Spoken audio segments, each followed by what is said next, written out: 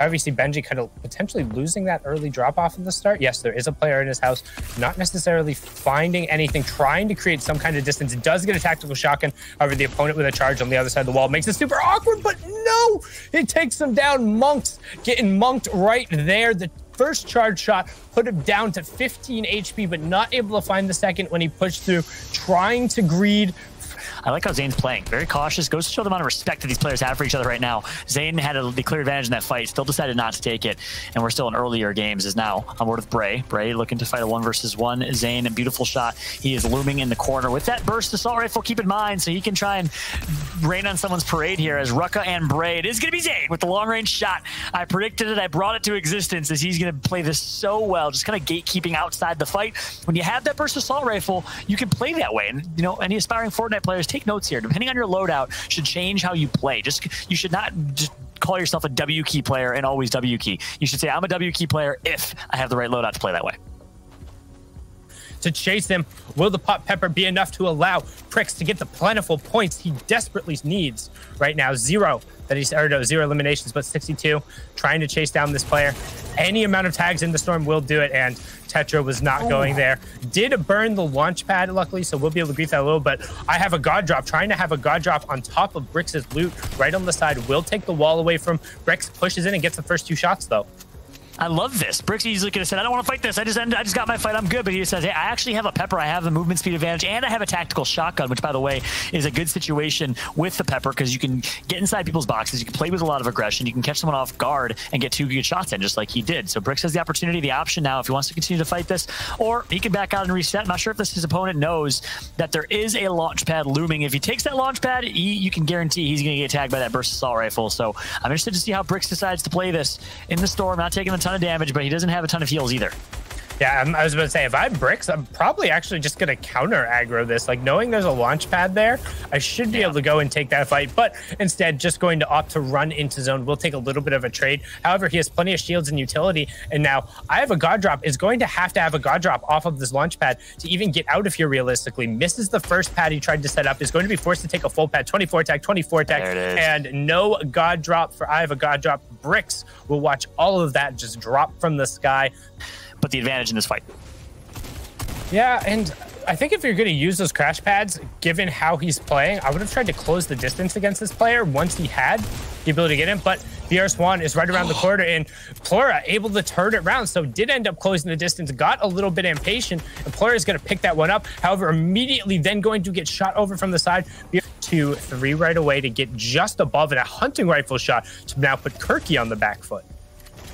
Yeah, that's exactly right. Kirky's going to get tagged up. Does have some mini shields, but needs to find a defensive opportunity to use them. Also has a med kit in his inventory, and not going to matter. He's going to get taken out, and something tells me that med kit will stay on the ground. A little late for a med kit. It's actually Nick has bandages, so yeah, instead of bandages or a med kit, he'll opt for the minis instead. Nick, some solid loot. That was definitely an upgrade and something that was much needed. Now we're on board with aim assist. We saw last game some good defensive builds coming through for aim assist. Going up against Chipmunk, we have a creature in a 1 versus 1. More defensive. However, the cabbages are going to give him the advantage here, as it looks like Chipmunk doesn't have any immediate white heals to really come to his advantage. And boom, big AR shots there, Fallout. Yeah, mini floppers are those cabbages with, of course, a hot to heal over time, but now he's in a great position as Dabber to close this one out. Chipmunk's going to heal up as he has some heals of his own. Symmetrical getting an elimination at the top of your feet as well. Keep an eye on Symmetrical of Counter Logic Gaming in this lobby. Big shot to Symmetrical. Had a chance to meet him and his father at the Australian Open this year. Standout individuals is now Dabber's going to connect for the one shot that matters. Full charge shotgun to the face, and that's going to be an elimination picked up by Dabber over Chipmunk. He gets the better of that cute little creature this time around.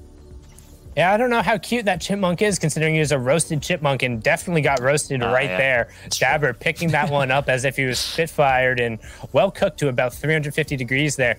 But now Dabber heading into the zone, and now it's going to be careful because once this zone settles, the tick rate is going to go up, and I actually don't think he makes it. Yeah, he's going to go down here. We talked about that 5-tick storm being 2 away, and being caught in the storm and misusing 3 different crash pads over the course of the engagement. Not enough to get him into the zone, so falling there will get the 6 points I think below maybe around. I think maybe within the threshold. We'll get that number for you. We'll keep you updated on that number. As Bricks now is actually going to be engaging in a fight. He's going to get tagged up quite a bit, and oh my goodness, he needs that get out of jail free card, and he needs a dream as he has 1 HP. Sundown, some way, somehow gets that dream, manages to stay alive.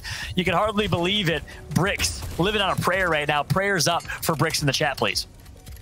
Oh, he looks nervous right now, just from the actual amount of gameplay that's going through. I'm not sure how many times he's been in this opportunity where he's had Caddy Corner in such a game where it's been stacked, but he really should not have taken that amount of damage, and the amount of hard materials he's forced to burn through right there, it's going to put him in a tough position. He really needs to find a pick, and I mean, we're talking about fractions of a percent of HP. You can literally see that HP bar is at 0 right now. This is just a little bit of a visual bug. If he does take any damage over the top, it will tick him. However, the 100 shield will be enough. If a stink ticked on him, he will go down. If he takes any storm tick, it's going to be dangerous. So a siphon is going to be key for him. Nobu Nick has been playing incredibly well recently, up to 3 eliminations. A player who has honestly kind of been on the rise, some decent performances out of him, but somebody who's really caught my eye as of late because it feels like he's been playing a little bit more consistently. Might be one of those players who got a little bit of a bump with the pump shotgun not being in the game anymore, and that just fitting their play style better. But he's currently in our bottom right-hand corner as now we move into the 6th zone, which is the start of our full moving zones. That's exactly right. We still have quite a few players alive still, as since we last offered an update, only 2 players got eliminated, which is what you're used to seeing. Half ins, half outs, don't always get too crazy, but this is where madness will ensue. Nobu Nick with the rotation on the jump pad will be rotating early, and look at all these bodies flying through. He's actually able to do it without taking any damage, and now is able to try and just opponents that were following him tries to get some free shots, and folks that aren't going to have the same fortune as he had, as he's just teeing off on some good shots here towards mid-range. Yeah, Nick in the bottom right-hand corner, Moni in the top right, the rest of the lobby on the wide on the left. You can see Nick trying to find an angle to find some shots on players rotating through. You can hear crash pads going off across the entire lobby, everybody using whatever rotation they can, because you have to go down a river and up a mountain. Grandma's house isn't on the other side. It's just a zone, and Nick is going to deny the entry there. He says, no warm cookies for you, picking that one up. Moni gets an elim onto Jet as well as we close in on our top 30, but I want to keep an eye on Nick because he is in a prime position right now. Has that epic tac shotgun as well as the legendary SMG. Oh, but he gets picked up, the double burst to the face, and Nick's run ends right there. Viency with literally, and I know most people don't use that word literally, 1 HP, picking it up and ending what could have been a huge run from the Nobu player, and he has enough utility to get himself back up on the wide. You can see Bricks still up on the high ground with just that sliver of HP as Moni now picks up number 4 onto Pearl, but only 1 build left. Going to get all the siphon though, and the glider gun saying, no, Sundown. 62 builds left and directly into the box of another player. Not going to find that in them, but finds white tags and will get the vengeance on that one there to find his 5th elimination, and he's in a great spot. Unfortunate situation for Nick is sometimes, speaking of grandma's cookies, that's how the cookie crumbles. 2 bursts to the face, not much you can do, but the grapple gun is in Moni's hands. He's going to be able to take high ground with that. Needs, of course, to be careful of Bricks if he's still alive. I'm not sure if we're going to keep an eye on that screen to see if he is. I haven't seen him in the kill feed just yet get eliminated, so we're keeping an eye on Moni here. 5 eliminations to his name. Jeffers with 3 eliminations to his name, and he does have Ocean's kit with the burst AR, so that's going to do a lot of damage to structures. He's going to try and pop that, and it looks like he will be able to. Interesting from Jeffers. You don't usually see Ocean's Bottomless Chug Jug be used here in the late game, and he's going to have some ground to catch up now. Yeah, he has the 6 chug splashes as well. He's kind of just banking on the extra HP and then coming in on the positioning wise, but he needs to be careful of his angles. Jeffers in the bottom right. You can see in the top left, symmetrical all the way up on the high ground, dropping in on Keox and gonna get a refresh on him right there. You have Canada all the way down the low ground with Berserker, Big CJ, Pilot, Slick, Rucka, Jeffers, and Toff on the mid tarp as we're back on board here with Jeffers, who's still up at the 100 HP mark. Top right-hand corner, we have symmetrical. Bottom right, Jeffers. Everyone else in between on the wide on your left as we now close in on the top 10. 11 players left, and this is going to come down to the wire. Yeah, symmetrical, one of the most experienced, actually the most experienced player left in this lobby, undoubtedly is going to make the right play, the veteran play, holding ultimate high ground, letting all his little peasants below him fight one by one as he's hoping he can pick up a few eliminations with that SMG by getting a little bit of a headshot as well. Rucka's going to get taken out on screen. Symmetrical with 3 eliminations to his name, and there you go. He is going to get that headshot, and he's using that crash pad offensively as well. He wants to get in the action, though. He does have ultimate high ground. He will continue to hold ultimate high ground, but he wants to see if he can get a few of these picks here, Sundown.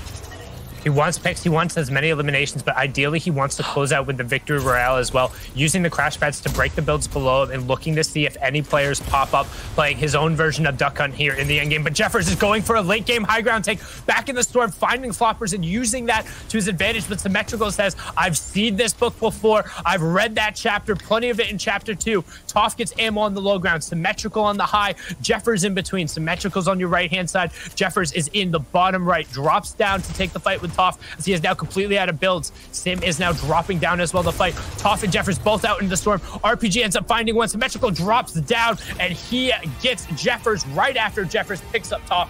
Obviously, we just started with the games.